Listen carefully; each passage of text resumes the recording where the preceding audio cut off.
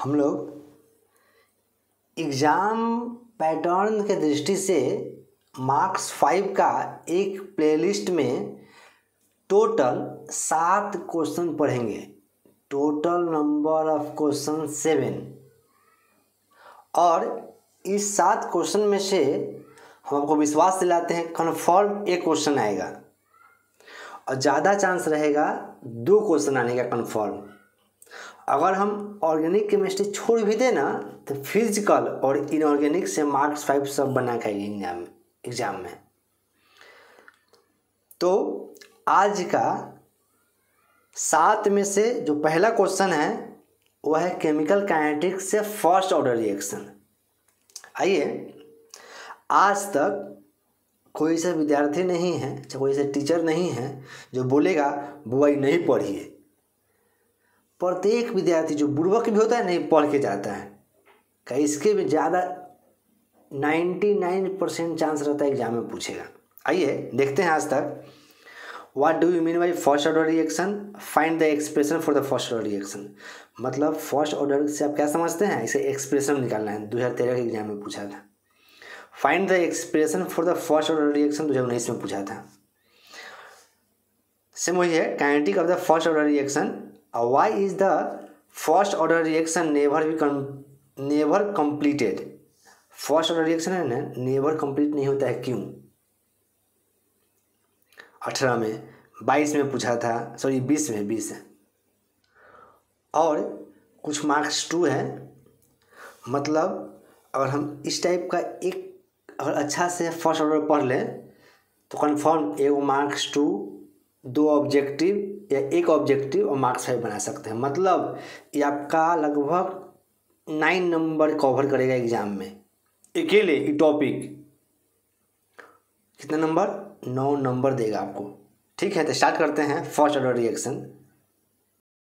आइए स्टार्ट करते हैं फर्स्ट ऑर्डर रिएक्शन। पहले थोड़ा सा डिफिनीशन देख लेते हैं। फर्स्ट ऑर्डर का मतलब है कंसंट्रेशन का पावर 1 रहना चाहिए। First order reaction can be define as whose rate, मतलब rate of reaction is directly proportional to the first power of concentration of reactant. जो रिएक्टेंट होगा ना उसका फर्स्ट पावर होगा फर्स्ट ऑर्डर रिएक्शन का। ठीक है, अभी तक डिफिनीशन पूछे तो डिफिनीशन लिख सकते हैं। एग्जाम्पल लास्ट में देख लेंगे। ठीक है, चलिए अब बनाएंगे कैसे, स्टार्ट करते हैं। मान लीजिए एक रिएक्शन मानते हैं जो आर है और हमें प्रोडक्ट देता है। प्रोडक्ट, ठीक है, तो यहाँ लिखेंगे द रेट एक्सप्रेशन लिखेंगे इसका। The rate expression for first order reaction क्या होगा? द रेट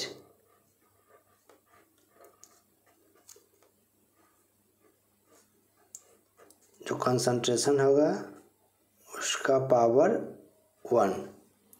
ठीक है, और इसका आप निकाल लीजिए रेट, और निकालते होइएगा आप। रेट ऑफ रिएक्शन डिफिनेशन याद होगा, change in concentration by time. Change in concentration, molar concentration by time. चूंकि रिएक्टेंट का कंसंट्रेशन डिक्रीज करेगा इसलिए माइनस। ठीक है, एग्जाम में ओवर राइटिंग कट कूट कुछ नहीं होना चाहिए। हाँ, हमसे हो सकता है, नहीं आप नहीं कीजिएगा। अब देखिए जो एक जैसा है उसे ई आर को इधर लाते हैं।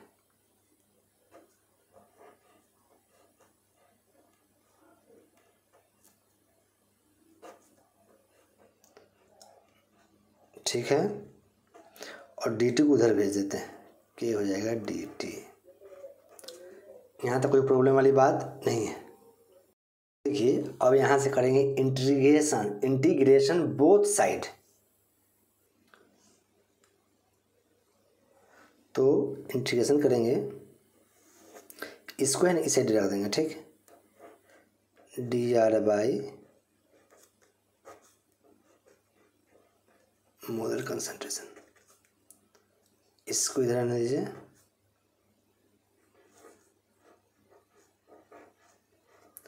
नहीं तो आप यहाँ पे एक लाइन बढ़ा सकते हैं, कन्फ्यूजन हो रहा हो तो। आप ओवर राइटिंग कट कूट एग्ज़ाम में कुछ नहीं कीजिएगा।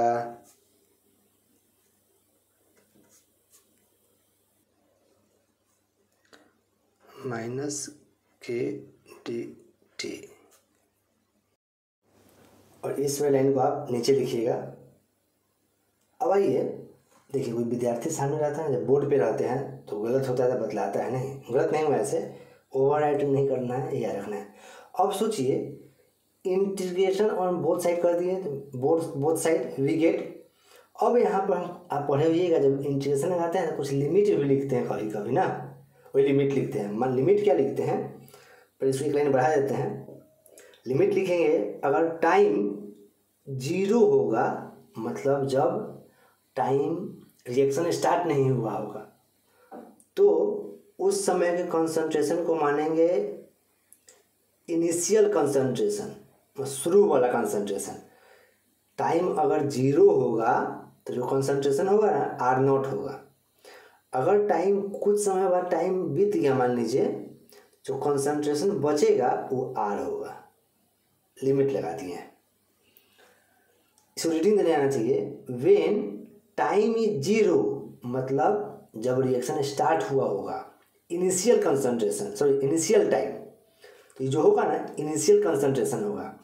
आफ्टर टाइम t कंसंट्रेशन क्या होगा R। ये अब इसको जो लिखे हैं लिख देते हैं, व्हेन टाइम 0, व्हेन t क्या होगा 0, देन जो रिएक्टेंट होगा ना उसको R0 मान लिया है। इनिशियल कंसंट्रेशन हुआ, इनिशियल कंसंट्रेशन ऑफ रिएक्टेंट, ठीक है। अब व्हेन टाइम कुछ बीत गया, देन जो रिएक्टेंट होगा, सॉरी आपको दिखाई नहीं दिया, व्हेन टाइम t, देन जो रिएक्टेंट होगा उसको R ही रहने दिए हैं, रिमेनिंग मतलब फाइनल कंसंट्रेशन, ठीक है। यहाँ तक कोई दिक्कत वाली बात नहीं है। चलिए आगे चलते हैं। अब चलिए, यहाँ तक कोई दिक्कत वाली बात नहीं है, अब आगे देखेंगे। अब देखिए, यहाँ से जो मैथ का स्टूडेंट होगा उसको तो कोई दिक्कत, और जो बायोलॉजी का होगा उसको थोड़ा परेशानी होगा हमारा जैसा। इसको क्या लिखते हैं फॉर्मूला से, log x। एक और फार्मूला है log dx equal to log x।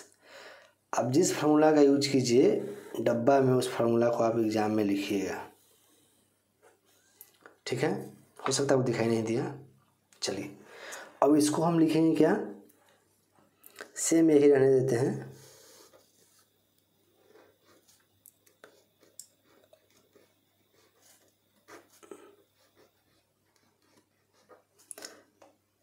अब पढ़िएगा, इनिशियल कंसंट्रेशन, ठीक, इनिशियल कंसंट्रेशन, और after time t concentration of reactant.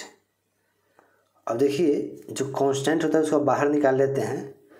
तो कांस्टेंट k था, k को बाहर निकाल लिए, लिमिट रहने दिए 0 से लेकर t तक, अब बच गया dt, नहीं, और लिमिट और ई वाला सेम रहता है हमेशा, ठीक है यहाँ तक। अब बतलाइए आगे क्या होगा।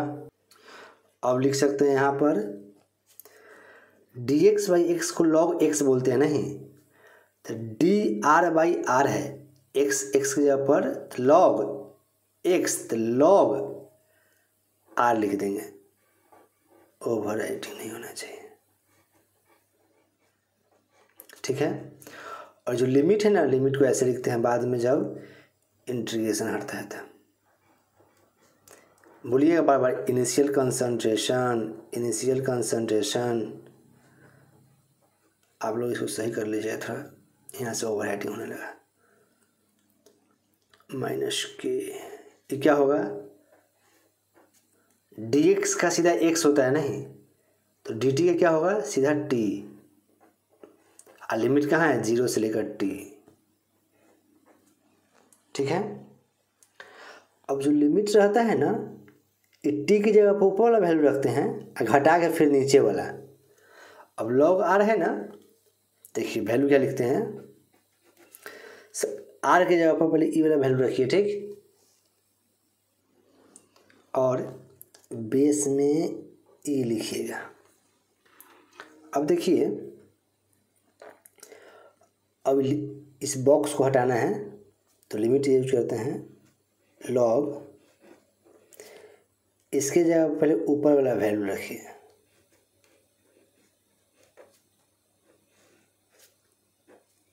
और इसकी जगह पर फिर नीचे वाला में घटा के लिखते हैं।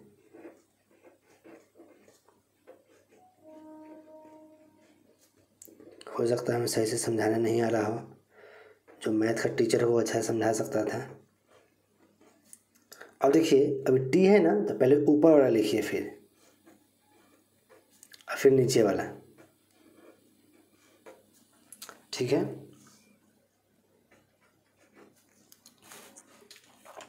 अब थोड़ा इसको हटा कर सही से लिख दें। आप ही लाइन नहीं भी लिख सकते हैं, डायरेक्ट लिखिएगा। ओवर राइटिंग पहले हमें प्रैक्टिस कर लेना चाहिए था बहुत, तब लिखना चाहिए था। अब क्या होगा, माइनस के टी। ये जो इक्वेशन है ना, बहुत बार यूज होगा, इसलिए इसको फर्स्ट मान लीजिए, आई भूलिएगा नहीं बोला बात, ठीक है। इसको डब्बा में भी घेर सकते हैं, लेकिन फर्स्ट मान लिए हैं, पता चलेगा, इसका बार बार यूज करेंगे। जब प्रूफ करना हो फर्स्ट ऑर्डर रिएक्शन कभी कंप्लीट नहीं होता है, तो उसमें इसका यूज करके बनाइएगा। अब आइए एक और बात, जब log e को सिंपल log 10 में बदलना होगा नॉर्मल, तो एक और फार्मूला का यूज करेंगे यहाँ पे, नोट। और log e बेस में है और x, अगर इसको log 10 के बेस में तोड़ना हो तो 2.303 से मल्टीप्लाई करते हैं। तो यहाँ भी क्या करना होगा, मल्टीप्लाई 2.303 log 10, यहाँ भी log, सॉरी पहले लिखे 2.303 log 10 माइनस के टी।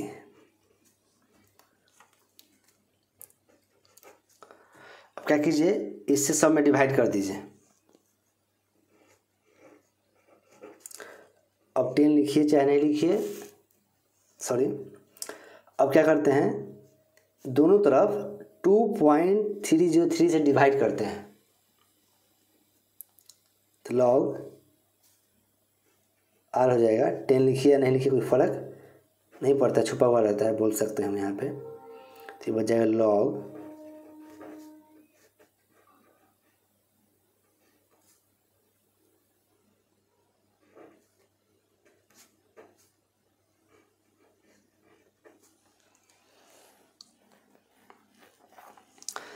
दोनों सेम है। अब बाई क्या हो जाएगा इधर, 2.303। क्या किए, आप लिख दीजिए डिवाइड बोथ साइड 2.303, नहीं भी लिखे तो काम चलेगा, कोई दिक्कत वाली बात नहीं है। अब आइए आगे, क्या लिखना है, डिवाइड बोथ साइड 2.303, दोनों सेम फार्मूला है। हम e को log e के बेस को बदले हैं log 10 के बेस में, 2.303 से मल्टीप्लाई किए हैं। अब आइए इसको इस साइड भेज देते हैं।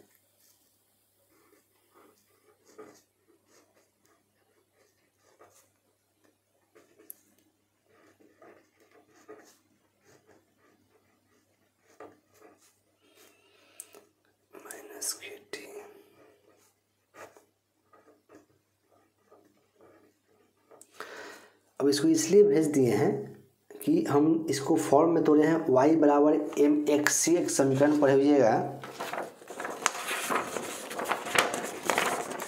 क्या पढ़े हुइएगा,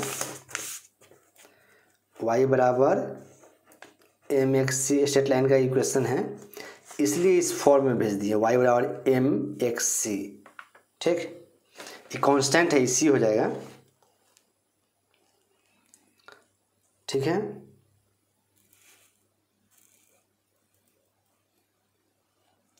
अब आइए इसी को आप बोलिएगा this expression is a integrated form of first order reaction. ये हो गया प्रूफ। जब एनसीईआरटी का बुक देखें तो इस लाइन को और आगे थोड़ा बढ़ाया हुआ था, आप यहाँ तक छोड़ सकते हैं। This expression is integrated form of first order reaction. ठीक, इसको थोड़ा आगे बढ़ाते हैं, हम के का वैल्यू निकाल लेते हैं। ठीक, इसे आप लोग निकाल लीजिएगा, निकाल देते हैं। अब देखिए के का वैल्यू निकालना है ना, तो इसको इस साइड भेज दीजिए।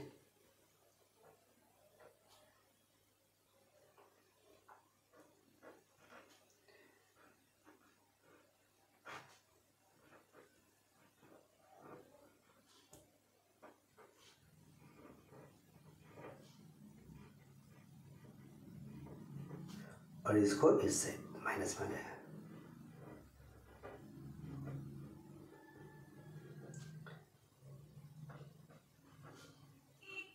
कोई दिक्कत वाली बात हो सकता है एडिट करने तो लाइन नहीं मैच करे, आप देख लीजिए अपने हिसाब से। जब a माइनस बी हो तो डिवाइड हो जाता है, जब log a माइनस बी हो तो a बाई बी नहीं। इसे तो आप होशियार है, होल लगा के। ठीक है, अब देखिए हमें के का वैल्यू निकालना है, इस सब उधर भेज दीजिए।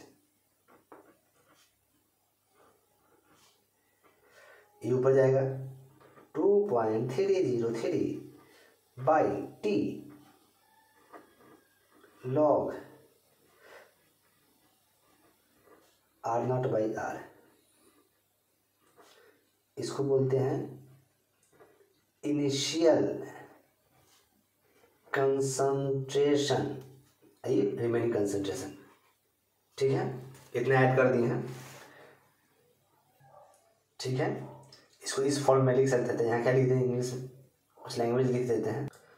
The first order equation can be written in this form. ठीक है, अगर एग्जाम में सिर्फ प्रूफ करने के लिए दे तो आप ग्राफ खींच लीजिएगा तो कन्फर्म हो जाएगा। 5 में 5 कटने का चांस नहीं रहेगा, एक भी मार्क्स। तो यहाँ पे लिखेंगे ग्राफ, तो ग्राफ लिख देते हैं। इसमें आपको पूरा 3 ग्राफ पढ़ना है। फर्स्ट ग्राफ बन रहा है, क्या है, वी हैव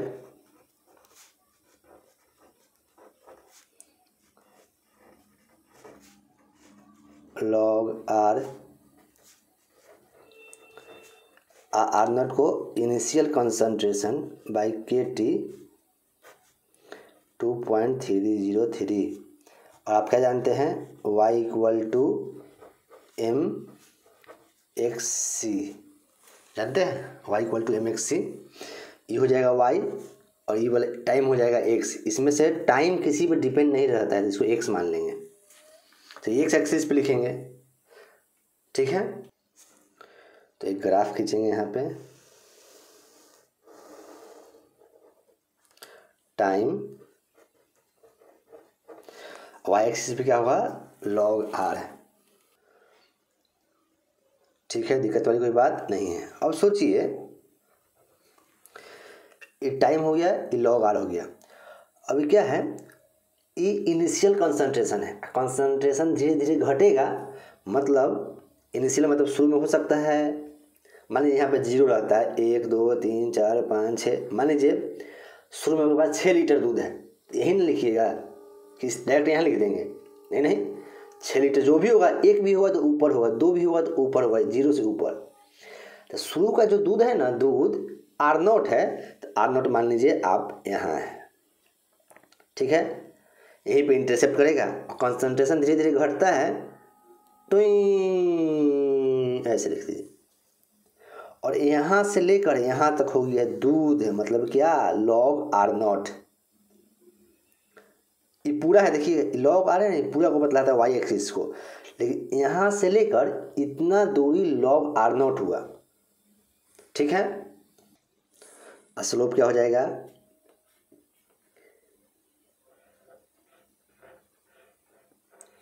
माइनस के 2.303, यही आपका स्लोप हो गया। एग्जाम में पूछ सकता है फर्स्ट ऑर्डर का स्लोप बताइए कितना होता है, तो के 2.303। ये टाइम वर्सेस लॉग का ग्राफ है, टाइम वर्सेस लॉग आर, ठीक है। इतना एग्जाम में लिखिए, कन्फर्म में क्वेश्चन आपका मार्क्स 5, एक भी नंबर नहीं कटने वाला है। अब देखिए, जिस प्रकार श्री कृष्ण जी का बहुत अवतार है, इसका भी बहुत अवतार है। अब what do you mean by first order reaction, find the expression for the first order, वही तो आंसर लिखिए। ये भी दोनों सेम क्वेश्चन है, लेकिन एक 3 नंबर क्वेश्चन देखिए, describe the kinetic of the first order reaction, describe करना भी है, why is the first order reaction never completed. अब बतलाना है first order reaction never complete नहीं होता है, क्यों, कभी भी कंप्लीट नहीं होता। कंप्लीट भी होगा ना तो लगभग जाके जीरो से तनका बच जाएगा, पूरा का पूरा सामान नहीं बनता है। तो क्यों, अगर इस टाइप का क्वेश्चन पूछे ना, तो आप इसमें ग्राफ नहीं बनाइए, ग्राफ की जगह पर ये आंसर लिखना होगा, ठीक है। एक और क्वेश्चन पूछे हुए हैं, how will you know that a reaction is a first order. अब कैसे बताइए कि रिएक्शन फर्स्ट ऑर्डर है, तो जो हम प्रूव करते जा रहे हैं ना, उस सबको एक जगह लिख देंगे तो ये क्वेश्चन बन जाएगा। सब क्वेश्चन देखेंगे, ठीक। यहाँ से निकालते हैं हाफ लाइफ पीरियड, क्या है, हाफ लाइफ पीरियड निकालेंगे। सोचिए हाफ लाइफ मतलब, अगर मान लीजिए आपके पास 1 किलो दूध है ना, तो आधा किलो दूध खत्म कर दीजिए, उसको बोलते हैं हाफ लाइफ। डिफिनेशन क्या होगा, the time during which the concentration of reactant is reduce. तो रिड्यूस हुआ कितना आएगा, हाफ ऑफ द शुरू का कंसंट्रेशन, वही डिफिनेशन लिख देते हैं, the time during which the concentration of the reactant is reduce to half of the initial concentration. ये आप इक्वेशन जानते हैं। अब यहाँ से टाइम का वैल्यू निकालते हैं किसी भी तरह, ठीक। इसको इस साइड भेज दें, ठीक है, इसको इस साइड भेज दिए हैं, KT/2.303, और लॉग, पहले तो इनिशियल हमेशा पढ़िए, initial concentration, initial concentration, initial concentration, इसको इधर रिमेनिंग कंसंट्रेशन, रिमेनिंग कंसंट्रेशन, ठीक है। जो मैथ का स्टूडेंट होगा उसको तो यहाँ से पूरा समझ में आ रहा होगा, उसके लिए कोई टेंशन वाली बात, टेंशन तो हमारे जैसे विद्यार्थी को जो बायोलॉजी पढ़े हुए हैं, नहीं तो हमारे जैसे है। अब आइए इसको लिख सकते हैं लॉग, आप पढ़िएगा, और लॉग a माइनस बी रहे ना तो डिवाइड हो जाता है,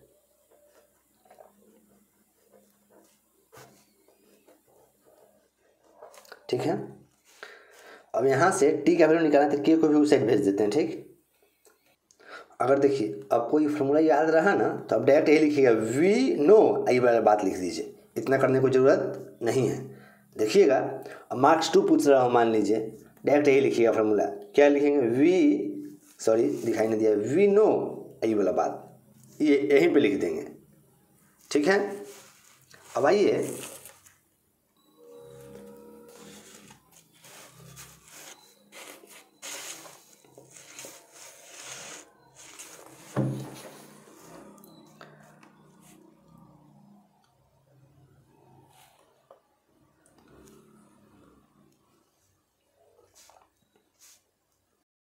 वैल्यू पुट कीजिए। टी के जगह पर लिखिए टी हाफ 2.303/k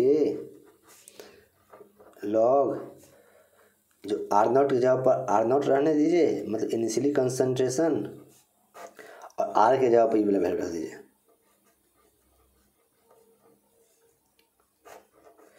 इससे ही गया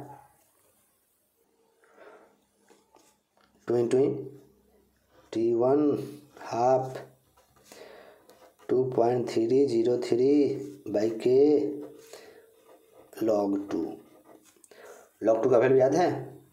कोई बात नहीं, हमको भी याद नहीं है। 2.303 log 2 का वैल्यू होता है 402 नहीं, 300, धारा 1 भी नहीं, धारा 302 नहीं, धारा 301, धारा 301। सॉल्व कीजिएगा 0.693 आ जाएगा बाई के। इसको आप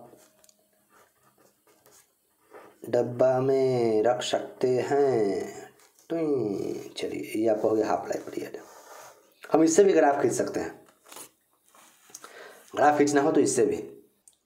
अब देखिए, इसमें कोई कंसंट्रेशन नहीं है, नहीं है कोई कंसंट्रेशन, कुछ नहीं, ना इनिशियल ना फाइनल ना रिमेनिंग, कुछ कंसंट्रेशन नहीं। तो हम बोल सकते हैं जो टी हाफ होता है ना फर्स्ट ऑर्डर का, वो इनिशियल कंसंट्रेशन पे डिपेंड नहीं रहता है। यही बात लिखते हैं इंग्लिश में। क्या लिखेंगे? दस the half life period of a first order reaction is independent of initial concentration.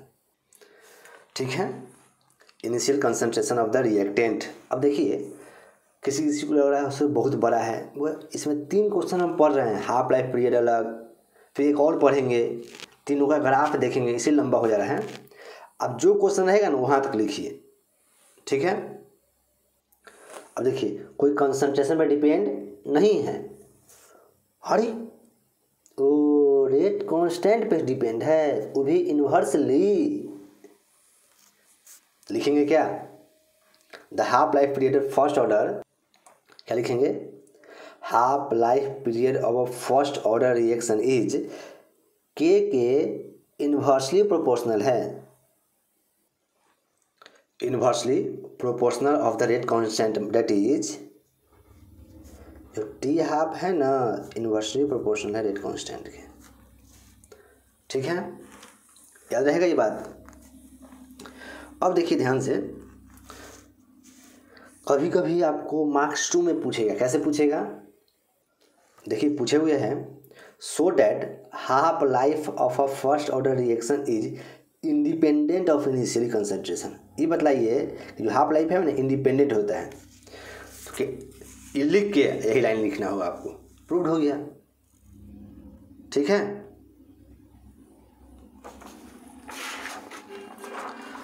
अब पता ही याद रखिएगा, ज़्यादा 6 9 3 ना कर, ज़्यादा 6 9 3 ना कर, 6 9 3 6 9 3 6 9 3 6 9 3 6 9 3। अब देखिए, अब कभी कभी टी हाफ दे देगा, के का वैल्यू पूछेगा, के दे देगा, टी हाफ पूछेगा। मार्क्स 1 ऑब्जेक्टिव भी आई मस्त है, 1 नंबर कन्फर्म रहेगा इस बार इससे। अब देखिए, सर इसे ग्राफ खींच सकते हैं क्या? हाँ, क्यों ग्राफ क्यों नहीं खींच सकते हैं? सब में आप ग्राफ खींचना मिलेगा, सब में ग्राफ मिलेगा आपको। इसमें क्या ग्राफ आता है देखिए,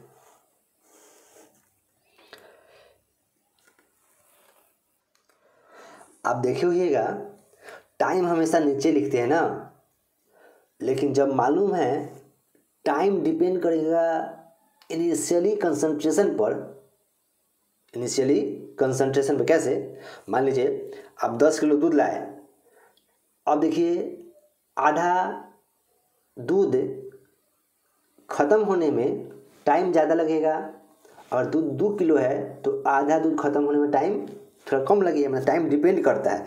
जो डिपेंडेंट वैल्यू हो ना उसके वाई एक्सिस पे लिखते हैं, जो डिपेंडेंट वैल्यू हो उसको वाई एक्सिस पे। और यहाँ पे क्या लिखाएगा? Initially concentration, initially concentration. अब देखिए, independent of the initially concentration, जो किसी पर डिपेंड नहीं है, फुल सीधे चलता है। ग्राफ आप शुरू से पढ़े हुएगा, जो किसी पे डिपेंड नहीं रहता उसका ग्राफ सीधा खींचते हैं। ठीक है, ये बात समझ में। टी हाफ क्यों लिखे हमेशा टी हाफ? सो टाइम तो हमेशा एक्स एक्सिस पे लिखते हैं, टाइम हमेशा एक्स एक्सिस पे, बस अर्थ सिर्फ यहाँ लिखे क्योंकि ये डिपेंड करता है इनिशियली कंसंट्रेशन पे। एक ग्राफ आपके सामने ये भी है। अभी तक आप फर्स्ट ऑर्डर का 2 ग्राफ देख लिए, एक लॉग के हिसाब से और एक टी हाफ के हिसाब से। एक ग्राफ और है जो आगे मिलेगा आपको, कभी कभी ऑप्शन दे देगा, बच्चा सब इसको मार देता है, ठीक 0 ऑर्डर का रिएक्शन है, कोई दिक्कत वाली बात नहीं है। अब आइए, अगर ये क्वेश्चन पूछा ना सो डैट द, तो आप पूरा ग्राफ सहित बनाइएगा। ठीक है, आपको हम स्क्रीनशॉट लेने देते, रुक जाइए 1 मिनट। अब देखिए एक और पूछे, why is first order reaction never be completed 2018 में। ऐसे ही क्वेश्चन तो अब नहीं पूछेगा। 2018 जो एग्जाम हुआ था ना, बहुत हार्ड एग्जाम था, क्लास 10th का होता अब या 12th का होता। अब इसको प्रूव करते हैं, सेम सब फर्स्ट ऑर्डर से ही बनेगा। आइए, a first order reaction never goes to completion, मतलब कभी समाप्त होता नहीं है, लगभग 0 के थोड़ा पहले आकर रुक जाएगा। अच्छा कहा था 99.999% ही होगा, चाहे 99% ही समाप्त होता है। ठीक है, आइए प्रूफ करते हैं इसको। अब हम देखते हैं, for a first order reaction, आप जिसको इक्वेशन 1 माने थे ना उसको डायरेक्ट लिखिए। ठीक है, ठीक है। अगर मान लीजिए एग्जाम में मार्क्स 2 पूछे और आपको डायरेक्ट यहीं से लिखना हो, तो आपको उसको बतलाना होगा R0 क्या है और R क्या है। तो R0 इनिशियल कंसंट्रेशन है, R है फाइनल कंसंट्रेशन या रिमेनिंग कंसंट्रेशन। ठीक है, अब क्या लिखेंगे, हमको प्रूव करना है a first order reaction never goes to completion, मतलब कभी कंप्लीट नहीं होता है।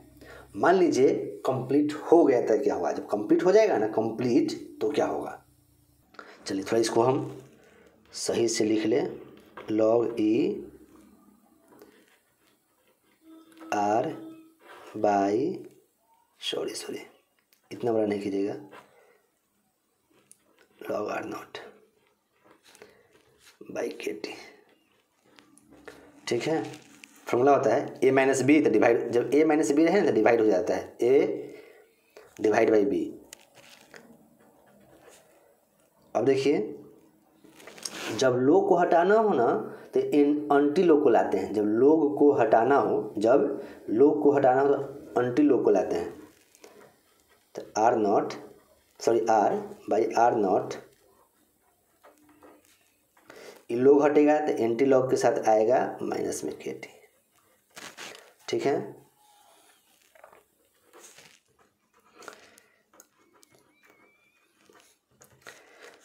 चला जाएगा मल्टीप्लाई में,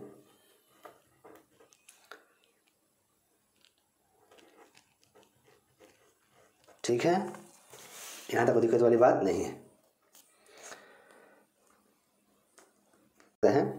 मान लीजिए कुछ बच गया था R, नहीं ये इनिशियल था, और कुछ बच गया था हमको R, नहीं, अब यही ना 0 होगा, जो बचा हुआ वही घटते घटते घटते 0 हो जाएगा। ठीक, ये कभी 0 नहीं होगा। अब मान लीजिए 1 किलो दूध है, कुछ समय बाद 500 दूध बचा, 500 ml दूध बचा, 1 लीटर मान लीजिए 1 किलो कहा गया है। ठीक, डेट इज, नहीं तो अभी भी हमारे राहुल गांधी बोल दिए थे लीटर को किलो में तोल दिए थे, हमको नहीं तोलिएगा, इसको हो जाएगा 0। ठीक, तो वैल्यू रखते हैं 0 इक्वल टू क्या हो जाएगा, R0। ठीक है, टन टन टन टन टन टन टन। अब देखिए ये भी 0 हो जाएगा, कोई दिक्कत वाली बात नहीं है। अब देखिए, अब यहाँ से फिर बायोलॉजी वाला को तो दिक्कत होगा, मैथ्स वाले का तो बारूद होगा। यहाँ से इसका वैल्यू 0 कब होगा, बट इतना इक्वल टू 0 कब, तो ओनली वेन जब टाइम हो इन्फिनिटी, तभी ऐसा पॉसिबल है। अच्छा, अनडिफाइंड टाइम होगा तब, टाइम क्या हो, अनडिफाइंड हो, तो बस बोल सकते हैं 10 means a first order reaction never goes to completion. ठीक है, ये भी प्रूफ हो गया। बस कंप्लीट। इसमें आप 3 क्वेश्चन पढ़े हैं। एक पहले फर्स्ट ऑर्डर का इंटीग्रेटेड फॉर्म निकालना, दूसरा हाफ लाइफ और तीसरा ई वाला, मतलब कंप्लीट नहीं होता है। अब देखिए ग्राफ भी 3 पढ़ लिए, सॉरी 2 पढ़े हैं, एक आप छूट चुका शुरू में ही, दिखाते हैं ग्राफ 3 कौन कौन पढ़ लिए हैं। एक ग्राफ इस वाले फार्मूला से पढ़े हैं, कोई दिक्कत वाली बात नहीं है। एक ग्राफ टी हाफ से पढ़े हुएगा, नहीं एक और ग्राफ है जो आप इस वाले फार्मूला से पढ़िएगा। क्या था फार्मूला? अगर रेट जो होगा ना, रेट दिया रहे, रेट हो गया और यहाँ पे कंसंट्रेशन है रिएक्टेंट का, तो क्या होता है डायरेक्टली प्रोपोर्शनल टू। अब ऐसा भी ग्राफ होगा तो फर्स्ट ऑर्डर का होगा। एग्जाम में ध्यान से देखिएगा, ग्राफ 3 है, एक ट्वी रेट और कंसंट्रेशन में, सॉरी एक हाफ लाइफ और इनिशियल कंसंट्रेशन में, और एक लॉग वाला में। ठीक है, 3 ग्राफ हो गया। अब देखिए, अब आपको एक काम सौंपते हैं, आप क्या कीजिए, एग्जाम्पल देखिए कौन कौन फर्स्ट ऑर्डर का है, और बाद में हम एक एग्जाम्पल ही पढ़ेंगे first order, 0 order, second order. ठीक, उसका एक अलग वीडियो बनाते हैं, बहुत लंबा हो गया। इसी के साथ कल मिलेंगे।